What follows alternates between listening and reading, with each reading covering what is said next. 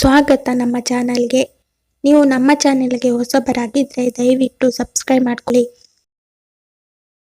ಅಂದು ನನ್ನ ಸಹೋದ್ಯೋಗಿ ನಿರಂಜನ ನನ್ನ ಜೊತೆಗೆ ಸಂಜೆ ಆಫೀಸ್ನಿಂದ ನೇರವಾಗಿ ನನ್ನ ಮನೆಗೆ ಬಂದನು. ನನ್ನ ಗೆಳೆಯನೊಬ್ಬನು ಬಂದುದು ಕಂಡು ಮಧು ಲಘು ಬಗೆಯಿಂದ ಅಂದು ಮಾಡಿಟ್ಟಿದ್ದ ಆಲೂಗಡ್ಡೆ ಬೋಂಡ, ಕ್ಯಾರೆಟ್ ಹಲ್ವಾ ಮೇಜಿನ ಮೇಲೆ ತಂದಿಟ್ಟು ನಾವು ಕೈಕಾಲು ತೊಳೆದು ಬರುವಷ್ಟರಲ್ಲಿ ನಮಗಾಗಿ ಕಾದಿದ್ದಳು. ಸಾಕಮ್ಮನಿಗೆ ಕಾಫಿ ಮಾಡಲು ಹೇಳಿದ್ದರಿಂದ ಮಧು ತಾನೇ ನಮ್ಮಿಬ್ಬರ ಮುಂದೆ ತಿಂಡಿಯ ತಟ್ಟೆ ಹಿಡಿದಳು. ತುಂಬ ತೊಂದರೆ ತೆಗೆದುಕೊಳ್ತೀರಿ ಬಾಬಿ. ನಿರಂಜನ ಅವಳ ಕೈಯಿಂದ ತಟ್ಟೆ ತೆಗೆದುಕೊಂಡು ಬೋಂಡ ಬಾಯಿಗೆ ಹಾಕಿಕೊಂಡನು.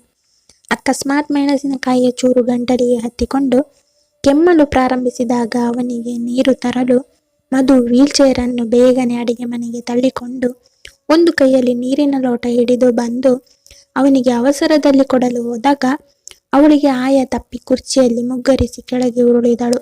ನಿರಂಜನ ತನಗೆ ಗಂಟಲು ಹತ್ತಿದು ಮರೆತು ಅವಳೆಡೆಗೆ ಬಾಗಿದ್ದ. ನಾನು ತಿಂಡಿಯ ತಟ್ಟೆ ಅಲ್ಲೇ ಎಸೆದು ಅವಳೆಡೆಗೆ ಧಾವಿಸಿದೆ. ನಿಂಗೆ ಎಷ್ಟು ಸಲ ಹೇಳಿದ್ದೀನಿ ಈ ಕೆಲಸ ಎಲ್ಲ ಮಾಡಬೇಡ ಅಂತ. ನೀನು ಕೇಳೋದಿಲ್ಲ. ಮನೆ ತುಂಬ ಆಳು ಕಾಳು ಇಟ್ಕೊಂಡು ಇದೆಲ್ಲಿ ಗ್ರಹಚಾರ. ನಾನು ತಾಳ್ಮೆಗೆಟ್ಟು ನೋಡಿದಾಗ ನಿರಂಜನ ಅವಳನ್ನು ಕುರ್ಚಿಯಲ್ಲಿ ಸರಿಯಾಗಿ ಕೂರಿಸಿದ್ದನು. ಆದುದನ್ನು ಕಂಡ ಸಾಕಮ್ಮ ಅವಳನ್ನು ಕೊಠಡಿಗೆ ಕರೆದೊಯ್ದಳು. ನಿರಂಜನ ಹೊರಟು ಹೋಗುವವರೆಗೂ ಮಧು ಕೊಠಡಿಯಿಂದ ಹೊರಗೆ ಬರಲಿಲ್ಲ. ಅವನತ್ತ ಹೋದ ಮೇಲೆ ನಾನೇ ಮಧುವಿನತ್ತ ಧಾವಿಸಿದೆ. ಮಧು ದಿಂಬಿಗೊರಗಿ ನೀರವವಾಗಿ ಕಣ್ಣೀರಿಡುತ್ತಿದ್ದಳು. ನನ್ನನ್ನು ನೋಡುತ್ತಲೇ ಮುಖ ಮುಚ್ಚಿಕೊಂಡಳು. ಮಧು, ನೋಡಿಲ್ಲಿ, ನಿಂಗೆ ಎಷ್ಟು ಸಲ ಹೇಳಿದ್ದೀನಿ ಎಲ್ಲನೂ ನೀನೇ ಮಾಡಬೇಡ ಅಂತ. ನಿಂಗೆ ಏನಾದರೂ ಹೆಚ್ಚು ಕಡಿಮೆ ಆದರೆ ನಾನು ಹೇಗೆ ಬದುಕಿರ್ಲಿ? ಅದಕ್ಕೆ ನಾನು ಮದುವೆಗೆ ಮುಂಚೆನೇ ಹೇಳಿದ್ದು, ನಾನು ಕುಂಟಿ, ನನ್ನ ಮಾಡ್ಕೋಬೇಡಿ, ಬೇರೆ ಸರಿಯಾಗಿರೋರ್ನ ಮದುವೆಯಾಗಿ ಅಂತ ಹೇಳಿದ್ದು. ಬಿಕ್ಕಿದಾಗ ನಾನು ಕರಗಿ ಹೋದೆ. ಮಧು ಮಧು ನನ್ನ ಮಧು, ಹಾಗೆ ಮಾತಾಡಬೇಡ, ಮಾತಾಡಿಕೊಳ್ಬೇಡ. ನಾನು ಮಧುವನ್ನು ಬಿಗಿಯಾಗಿ ಎದೆಗಪ್ಪಿಕೊಂಡೆ. ಮಧು ನನ್ನ ಚಿನ್ನ. ಮಧು, ಅವಳಿಗೆ ಸಮಾಧಾನ ಮಾಡುವ ವೇಳೆಗೆ ನನಗೆ ಸಾಕಾಗಿ ಹೋಯಿತು. ನಾನು ಖಂಡಿತವಾಗಿ ನಿನ್ನ ಮೇಲೆ ಕೋಪ ಮಾಡಿಕೊಂಡಿಲ್ಲ ಮಧು. ನಿನಗೇನಾದರೂ ಆದರೆ ಎಂಬ ಹೆದರಿಕೆ ನನ್ನನ್ನು ಹಾಗೆ ಮಾತಾಡಿಸುತ್ತದೆ. ಇನ್ನೊಮ್ಮೆ ಖಂಡಿತ ಮಾಡುವುದಿಲ್ಲ ಎಂದು 10 ಬಾರಿ ಹೇಳಿಕೊಂಡ ಮೇಲೆ ಅವಳು ಸಮಾಧಾನಗೊಂಡಳು. ನಿಮ್ಮ ಸ್ನೇಹಿತರು ಅಥವಾ ಇನ್ನಿತರು ಬಂದಾಗ ನೀವೇ ಸಾಕಮ್ಮನ ಕೈಯಲ್ಲಿ ತರಿಸಿಕೊಳ್ಳಿ, ನಾನೇನು ಮಾಡುವುದಿಲ್ಲ ಎಂದು ಮುನಿಸಿಕೊಂಡರೂ ನನಗೆ ಗೊತ್ತು ಅವಳು ಹಾಗೆ ಮಾಡುವುದಿಲ್ಲವೆಂದು. ನಮ್ಮ ಮನೆಯ ಎದುರಿಗಿನ ರಸ್ತೆಯಲ್ಲೇ ಪೊಲೀಸ್ ಸಬ್ ಇನ್ಸ್ಪೆಕ್ಟರ್ ರಾಜಾರಾಮ್ ಮನೆ ಇತ್ತು. ಅವರ ಪತ್ನಿ ಸುಭದ್ರ ಯಾವಾಗಲೂ ಪೂಜೆ ಪುರಸ್ಕಾರಗಳನ್ನು ಮಾಡಿ ಅಕ್ಕಪಕ್ಕದವರನ್ನು ಅರಶಿನ ಕುಂಕುಮಕ್ಕೆ ಕರೆಯುವ ವಾಡಿಕೆ. ಮಧುವನ್ನು ಅವರು ಬಹಳ ಆಗ್ರಹ ಮಾಡಿ ಕರೆದಾಗ ಮಧು ನನ್ನ ಮುಖ ನೋಡಿದಳು. ತಾನು ಅಲ್ಲಿಗೆ ಹೋಗುವುದಾದರೂ ಹೇಗೆ? ಅಲ್ಲಿಗೆ ಬರುವವರ ಮುಂದೆ ತಾನು ಹೇಗೆ ಕುಳಿತುಕೊಳ್ಳುವುದು? ನಾನೇ ಅವಳ ಸಹಾಯಕ್ಕೆ ಹೋದೆ. ಆಗಲಿ, ಬರ್ತಾಳೆ, ಸಾಕಮ್ಮನ ಜೊತೆ ಕಳಿಸಿಕೊಡ್ತೀನಿ. ಅವರತ್ತ ಹೋದ ಮೇಲೆ ಮಧು ನನ್ನನ್ನು ತರಾಟೆಗೆ ತೆಗೆದುಕೊಂಡಳು. ಹೇಗೆ ನಾನು ಹೋಗೋದು? ನೀವು ಕಳುಹಿಸುವುದಿಲ್ಲ ಅಂತ ಹೇಳಲಿ ಎಂದು ಕೇಳಿದರೆ ಕಳುಹಿಸಿಕೊಡುತ್ತೇನೆ ಎಂದು ಹೇಳಿಬಿಟ್ಟಿರಲ್ಲ, ನಿಮ್ಮನ್ನು ನಂಬಿದರೆ ಆಯಿತು. ಹಾಗಲ್ಲ ಮಧು, ನೀನು ಎಲ್ಲರಂತೆ ಅಲ್ಲಿ ಇಲ್ಲಿ ಹೋಗಬೇಕೆಂದು ನನ್ನ ಆಸೆ. ಹೋದರೆ ತಪ್ಪೇನು? ನಾನು ಹೇಳಿದಾಗ ಮಧುವಿನ ಮುಖ ಗಂಭೀರವಾಯಿತು. ಯಾಕೆ? ಹೆಂಡತಿ ಕುಂಟಿ ಅಂತ ಊರಿಗೆಲ್ಲ ತೋರಿಸಿಕೊಳ್ಳುವ ಆಸೆ ಏನು? ಮಧು, ನಾನು ನೋವಿನಿಂದ ಮುಖ ಹಿಂಡಿದೆ. ನಿನಗಿಷ್ಟವಿಲ್ಲದಿದ್ದರೆ ನೀನು ಹೋಗಬೇಡ ಅಷ್ಟೇ. ಆದರೆ ಮದುವೆಗೆ ನನ್ನ ಮನಸ್ಸಿನಳಲು ತಿಳಿಯಬೇಕು. ಸಂಜೆಯ ಹೊತ್ತಿಗೆ ಜರಿಸೀರೆಯುಟ್ಟು ಅಲಂಕರಿಸಿಕೊಂಡು ತಯಾರಾದಳು. ಇದೇನು ಎಲ್ಲಿಗೋ ಹೊರಟಂತಿದೆ? ನಾನು ಅವಳತ್ತ ಮೆಚ್ಚುಗೆಯಿಂದ ನೋಡುತ್ತಾ ಹೇಳಿದಾಗ ಮಧು ಮೆಲ್ಲನು ಸುರಿದಳು. ಹೌದು, ಜನ ನನ್ನನ್ನು ಯಾವ ರೀತಿ ನೋಡುವರೆಂದು ತಿಳಿದುಕೊಳ್ಳುವ ಆಸೆ ನನಗೆ. ಉಲ್ಲದ ಮನಸ್ಸಿನಿಂದ ಸಾಕಮ್ಮನ ಜೊತೆಯಲ್ಲಿ ವೀಲ್ಚೇರಿನಲ್ಲಿ ಅವಳನ್ನು ಕಳುಹಿಸಿಕೊಟ್ಟೆ. ಮಧು ಹೇಳಿದಂತೆ ಅವಳು ಸಮಾಜವನ್ನು ಎದುರಿಸಬೇಕು. ಅವಳಿಗಾಗಿ ಕಾಯುತ್ತಾ ಗೇಟಿನ ಬಳಿಯೇ ನಿಂತೆ. 1/2 ಗಂಟೆಯಾದ ಮೇಲೆ ಸಾಕಮ್ಮ ಮಧುವನ್ನು ಕರೆದು ತಂದಳು. ಕೈಯಲ್ಲಿ ತಾಂಬೂಲ ಹಿಡಿದಿದ್ದರು. ಕಣ್ಣುಗಳಲ್ಲಿ ಕೋಡಿ ಹರಿದಿತ್ತು. ತುಟಿಗಳು ಕಂಪಿಸುತ್ತಿತ್ತು. ಯಾಕೆ ಮಧು, ಏನಾಯಿತು? ನಾನು ಬೆವರಿ ಕೇಳಿದೆ. ಯಾರಾದರೂ ಏನಾದರೂ ಅಂದರೆ ಯಾರೂ ಏನೂ ಅನ್ನಲಿಲ್ಲ. ಎಲ್ಲರೂ ಪಾಪ ಹೀಗಾಗಬಾರದಿತ್ತು ಎಂದು ಪಶ್ಚಾತ್ತಾಪ ಪಟ್ಟರು. ಸಾಕಮ್ಮ ಹೇಳಿದರು. ಅವರ ಮನೆಯಲ್ಲಿರುವವರೆಗೂ ತಡೆದಿದ್ದಳಂತ ಕಾಣುತ್ತೆ. ಅವರ ಮನೆಯಿಂದ ಹೊರಗೆ ಬರುತ್ತಲೇ ಕಣ್ಣಲ್ಲಿ ನೀರು ಬಂದು ಬಿಡ್ತು. ಇವಳು ಹಾಗೆಯೇ, ಯಾರು ಅವಳನ್ನು ಅಯ್ಯೋ ಪಾಪ ಅನ್ನಬಾರದು. ನನಗೆ ತಕ್ಷಣ ಹೊಳೆಯಿತು. ಅಂದೂ ಅಷ್ಟೇ, ನನಗೆ ಅನುಕಂಪ ಬೇಡವೆನ್ನಲಿಲ್ಲವೇ? ಅವಳು 4 ಜನರನ್ನೆದುರಿಸಬೇಕಾದರೆ ಅವಳಿಗೆ ಬೇಕಾದುದು ಸಹಾನುಭೂತಿಯಲ್ಲ, ಸ್ವಾವಲಂಬನೆ. ಅವಳಿಗೆ ಮರುಕವಲ್ಲ ಬೇಕಾದುದು ಮನೋಧೈರ್ಯ. ಅವಳ ಕೈಯಲ್ಲಿದ್ದ ತಾಂಬೂಲವನ್ನು ತೆಗೆದು ಸಾಕಮ್ಮನ ಕೈಗಿತ್ತು ಅವಳನ್ನು ಎತ್ತಿಕೊಂಡು ಹೊರಟೆ.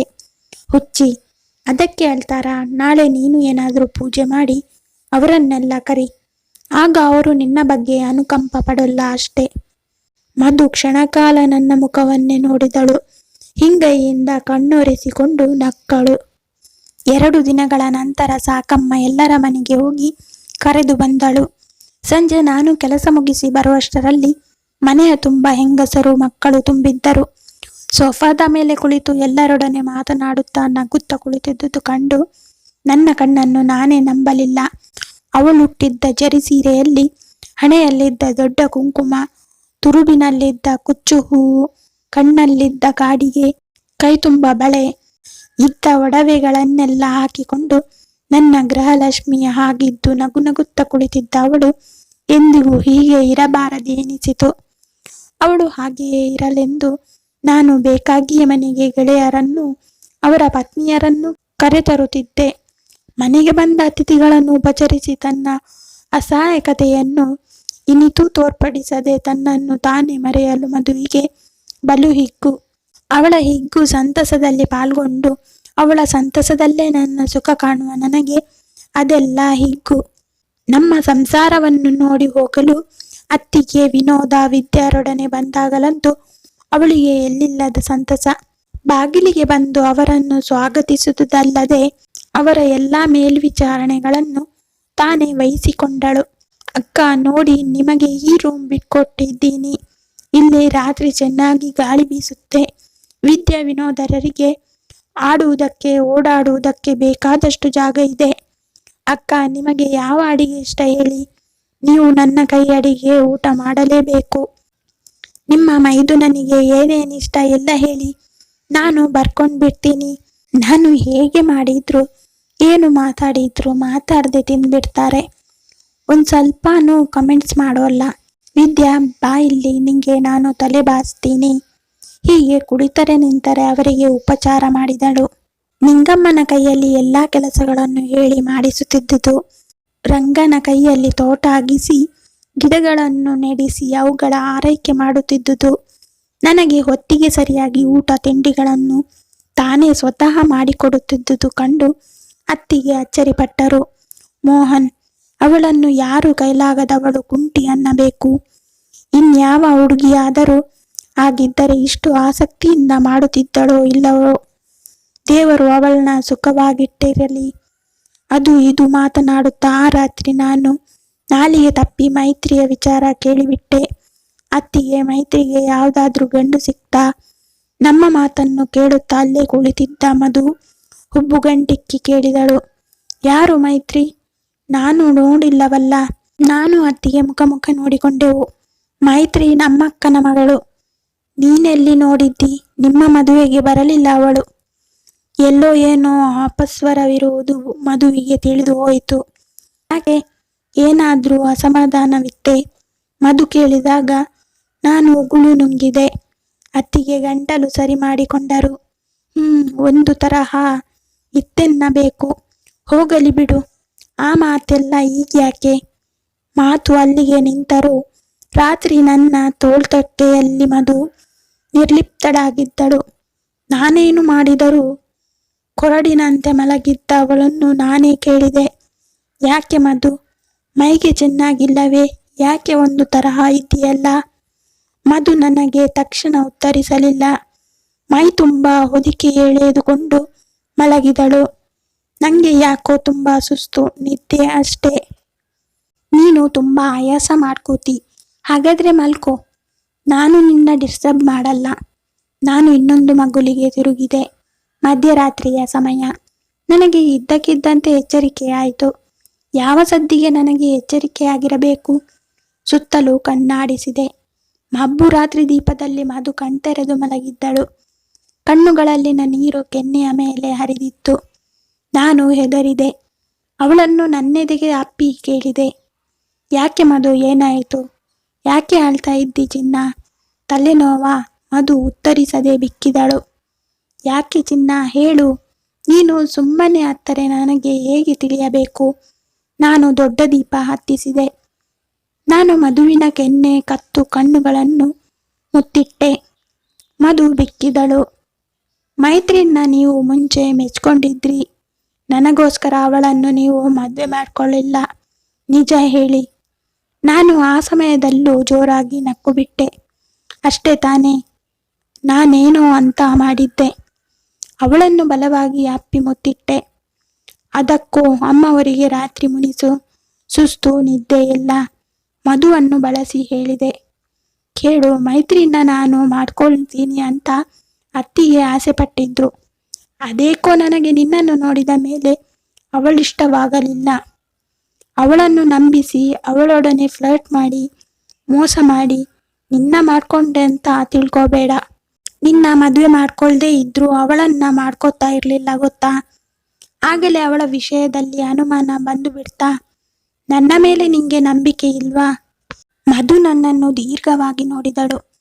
ಅವಳ ಗಲಿಬಿಲಿಗೊಂಡ ಕಣ್ಣುಗಳನ್ನು ನೋಡುತ್ತಾ ನಸುನಕ್ಕೆ. ಮಧು, ನಾನು ಯಾವಾಗಲೂ ನಿನ್ನವನು. ನಿನ್ನ ಬಿಟ್ಟು ನಾನು ಖಂಡಿತ ಇರಲಾರೆ. ಕನಸು ಮನಸ್ಸಿನಲ್ಲೂ ಮರೆಯೋಲ್ಲ. ನೀನು ಈ ಮುದ್ದು ತಲೆಯಿಂದ ಆ ಯೋಚನೆಗಳನ್ನೆಲ್ಲ ಕಿತ್ತು ಬಿಸಾಕು. ಅಲ್ಲ ಮಧು, ನಿಂಗೆ ನಾನು ಹೇಗೆ ತೋರಿಸ್ಲಿ? ನಾನು ಅವಳ ಮುಖವನ್ನು ಬೊಗಸೆಯಲ್ಲಿ ಹಿಡಿದು ಕೇಳಿದೆ.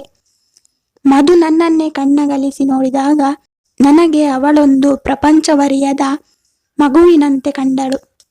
ಅವಳ ಕಣ್ಣೊರೆಸಿ ಮುಂಗುರುಳು ನೆವರಿಸಿ ಕೆನ್ನೆಗೆ ಮುತ್ತಿಟ್ಟು ಅವಳಿಗೆ ಹೊದಿಕೆ ಹೊದಿಸಿ ಹೇಳಿದೆ, ಮಲ್ಕೊ ಮಧು, ನಿದ್ದೆ ಮಾಡು ಹಾಯಾಗಿ. ನನ್ನ ಬಗ್ಗೆ ಯಾವ ಕೆಟ್ಟ ಯೋಚನೆಯೂ ಮಾಡಬೇಡ. ಮಧು ಹೊದಿಕೆ ಕಿತ್ತೆಸೆದು ನನ್ನ ಕೊರಳನ್ನು ಅಪ್ಪಿ ಎದೆಯಲ್ಲಿ ಮುಖವಿಟ್ಟು ಕೇಳಿದಳು, ಮೋಹನ್, ನನ್ನ ಕಂಡರೆ ನಿಮಗೆಷ್ಟು ಪ್ರೀತಿ ತೋರಿಸಲ? ನಾನು ಅವಳನ್ನ ಬರಸೆಳೆದಪ್ಪಿ ದೀಪ ಆರಿಸಿದೆ. ಅತ್ತಿಗೆ 1 ವಾರ ಇದ್ದು ಹೊರಟಾಗ ಮಧು ಅವರ ಜೊತೆಗೆ ಅಣ್ಣನಿಗಾಗಿ ಬುಟ್ಟಿಯ ತುಂಬ ತಿಂಡಿ ಮಾಡಿ ಕಳುಹಿಸಿಕೊಟ್ಟಳು. ವಿದ್ಯಾ ವಿನೋದರಿಗೆ ಪ್ರತಿದಿನ ಒಂದೊಂದು ಬಗೆಯ ತಿಂಡಿ ಮಾಡಿ ತಿನ್ನಿಸುತ್ತಿದ್ದಳು. ಅವರೊಡನೆ ಕುಳಿತು ಆಟವಾಡುತ್ತಿದ್ದಳು. ಏನು ಮೋಹನ್, ಇವಳು 1 ನಿಮಿಷ ಕೂತ್ಕೊಳ್ಳಲಲ್ವಾ? ಹೀಗಾದ್ರೆ ಹೇಗೆ? ಅತ್ತಿಗೆ ನನ್ನನ್ನು ಕೇಳಿದಾಗ ನಾನು ಗಂಭೀರನಾಗಿ ಹೇಳಿದೆ, ಅತ್ತಿಗೆ, ಅವಳಿಗೆ ಯಾವುದು ಸರಿಯೋ, ಹೇಗೆ ಇಷ್ಟವೋ ಹಾಗಿರಲಿ. ಅವಳು ಸಂತೋಷವಾಗಿದ್ದರೆ ಅಷ್ಟೇ ಸಾಕು. ಊರಿಗೆ ಹೊರಡುವಾಗ ವಿನೋದ ವಿದ್ಯಾ ಮಧುವಿನ ಜೊತೆ ಇರುವುದಾಗಿ ಹಠ ಮಾಡಿದರು.